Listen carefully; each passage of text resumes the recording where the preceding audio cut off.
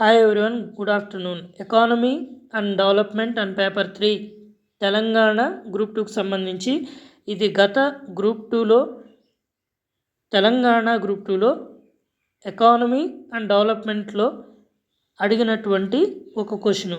అదేంటంటే పేదరికం.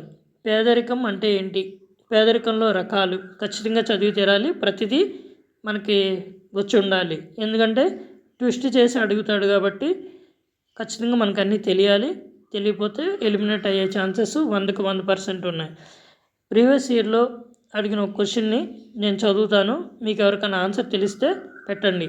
జీవించడానికి సంబంధించి ప్రజల జీవన ప్రమాణం కనీస స్థాయి మించి ఉన్నప్పుడు అధిక ఆదాయాలు కల ప్రజలతో పోల్చినప్పుడు అల్ప ఆదాయాలు కలిగినటువంటి వారు ఈ క్రింది ఏ స్థితిలో ఉంటారు అని క్వశ్చన్ ఇచ్చారు.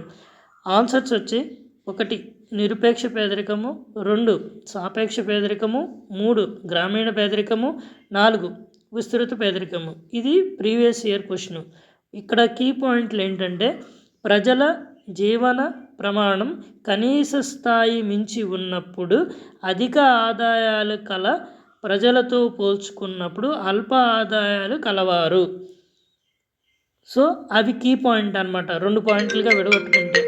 ఓకే, దాన్ని బట్టి మనం ఎలా ఆన్సర్ పెట్టాలో కొంచెం ఆలోచించి పెట్టాలి. గ్రామీణ పేదరికం కాదు, ఇది విస్తృత పేదరికం కాదు, సాపేక్ష పేదరికం అంటే అది వేరు.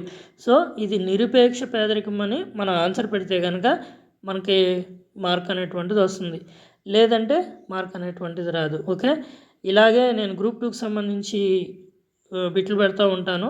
అంటే నా సొంతే కాదు, ప్రీవియస్ ఇయర్ పెడతాను, చూడండి. Okay, thank you. సబ్స్క్రైబ్.